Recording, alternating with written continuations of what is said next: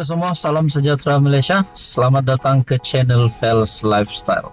Terima kasih kerana masih setia bersama di dalam channel ini. Saudara-saudara yang amat dihormati semua, Baginda Kebawah Duli yang Maha Mulia, Baginda yang di-Pertuan Agong 17 Sultan Ibrahim, sudah bertitah berkaitan dengan isu stalking tertera kalimah Allah. Dan di dalam titah Baginda yang di-Pertuan Agong telah menyebut bahwa jangan lagi mengapi-apikan berkaitan dengan isu stalking ini. Nah, pada akhirnya saudara-saudara, tuan-tuan dan puan, Ketua Pemuda UMNO yang kita dapat lihat yang berkeras untuk memboikot, bahkan ini menjadi satu perkara yang membuat netizen bercakap-cakap. Adakah Akmal ini sudah keterlaluan? Nah, kita bercakap tentang keterlaluan. Ada satu artikel ataupun perkongsian daripada Malaysia Kini yang menyatakan Akmal berkata Agong ada larang untuk tidak boikot ke menurut Akmal.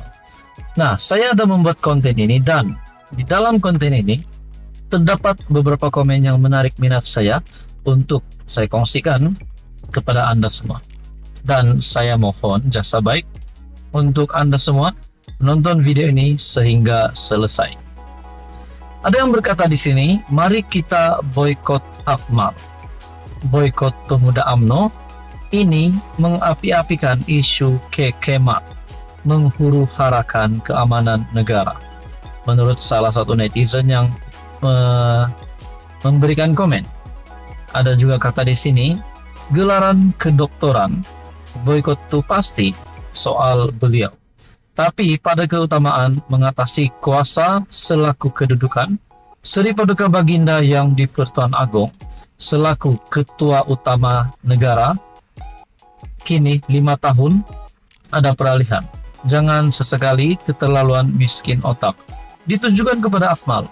Nah, saudara-saudara yang amat dihormati, mungkin di dalam ruangan komen ini yang menyebut gelaran kedoktoran boikot itu pasti. Adakah di sini ada gesaan daripada netizen untuk gelaran kedoktoran Ketua Pemuda UMNO Dr. Akmal ini untuk ditarik? Saudara-saudara, tonton dan puan, berkaitan dengan isu ini, akhirnya terdapat satu lagi berita yang terkini yang menyebut ataupun menuntut nama Ketua Pemuda UMNO yaitu Akmal. Ini lebih hangat. Aktivis tuntut Akmal, 4 lain diharamkan ke Sarawak, Sabah. Artikel daripada Malaysia Kini. Aktivis politik dari Sarawak dan Sabah mahu Ketua Pemuda UMNO Dr. Muhammad Akmal Saleh dan 4 yang lain yang didakwa mereka sebagai dalang peningkatan ketegangan kaum dan agama serta perselisihan sosial di negara ini dilarang daripada memasuki kedua-dua negeri di Borneo itu.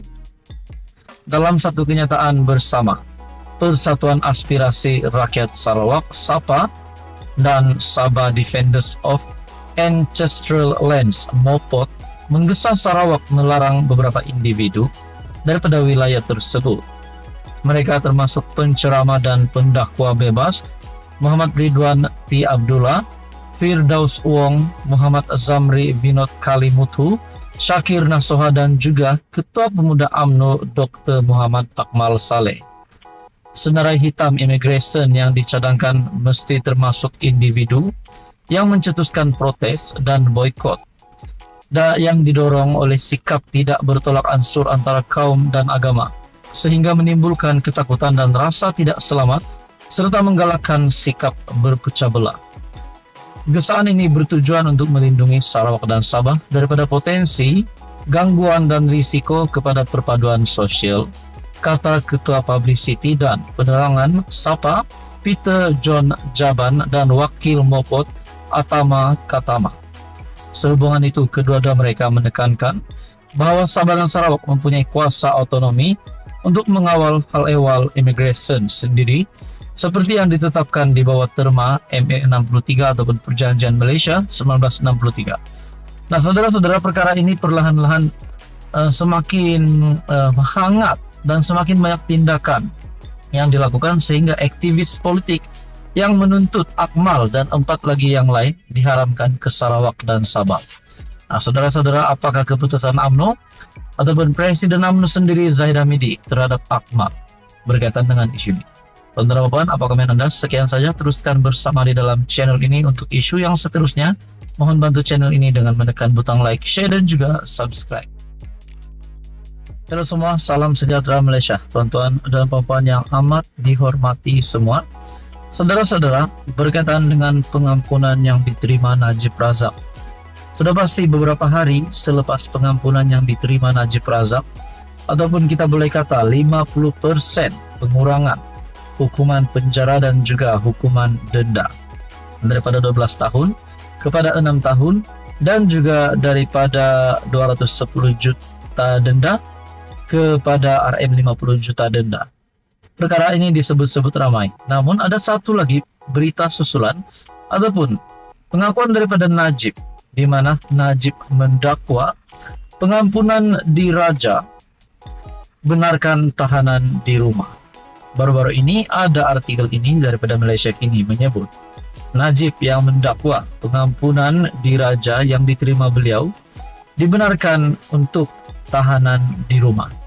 Nah, akhirnya terdapat satu berita susulan di mana kononnya ada satu ataupun ada saksi kritikal yang akan ikrar wujud titah Najib jalani tahanan di rumah. Nah, saudara-saudara, kalau benar, ini menurut saya, kalau benar wujud titah Najib jalani tahanan di rumah, dengan ini Najib bakal bebas daripada penjara Kajang, namun bukan bebas daripada hukuman penjara, masih meneruskan hukuman penjara namun menjadi tahanan di rumah. Nah, perkongsian daripada Malaysia Kini, saksi kritikal akan ikrar wujud titah Najib jalani tahanan di rumah. Seorang saksi kritikal bersedia untuk memfailkan afidavit untuk menyokong semakan kehakiman Najib Razak bagi mencabar kewujudan titah endendum ataupun tambahan oleh Yang di-Pertuan Agong ke-16 pada ketika itu, yaitu Baginda Sultan Pahang, supaya bekas Perdana Menteri itu menjalani tempoh pemenjaraan selama 6 tahun di rumah. Peguam utamanya Muhammad Syafi Abdullah mengesahkan perkara berkenaan ketika ditemui media selepas pengurusan kes dalam kamar berhubung perkara itu di Mahkamah Tinggi Kuala Lumpur pagi ini bertarik 4 April. Bagaimanapun, peguam itu tidak mendedahkan siapa saksi kritikal tersebut. Difahamkan, semasa urusan kamar, Syafi memaklumkan kepada Hakim Amarjit Singh mengenai dakwaan saksi kritikal itu. Amarjit telah menetapkan 17 April untuk mendengar permohonan Najib bagi kebenaran memulakan semakan kehakiman terhadap pelaksanaan perintah tambahan yang didakwa oleh Yang di-Pertuan Agong dikaitkan dengan pengampunan separah yang mengurangkan separuh hukuman penjara bekas PM itu kepada 6 tahun dan mengurangkan denda daripada 210 juta kepada RM 50 juta. Pada 1 April, Najib ketika masih di penjara, masih menjalani hukuman penjara di Kajang, berhubung sabitan kes rasuah SRC International berjumlah 42 juta, memfailkan permohonan kebenaran semakan kehakiman. Dalam permohonan semakan kehakiman yang difailkan di Mahkamah Tinggi KL pada 1 April, Najib Razak mendakwa bahagian tambahan addendum dalam pengampunan diraja membenarkannya untuk menghabiskan baki hukuman penjara 6 tahun dengan tahanan di rumah. Dalam semakan kehakiman itu, Najib memohon Mahkamah mengarahkan Menteri Dalam Negeri, Peguam Negara, Lembaga Pengampunan, Kerajaan Persekutuan dan beberapa lagi responden untuk mengesahkan dakwaan itu.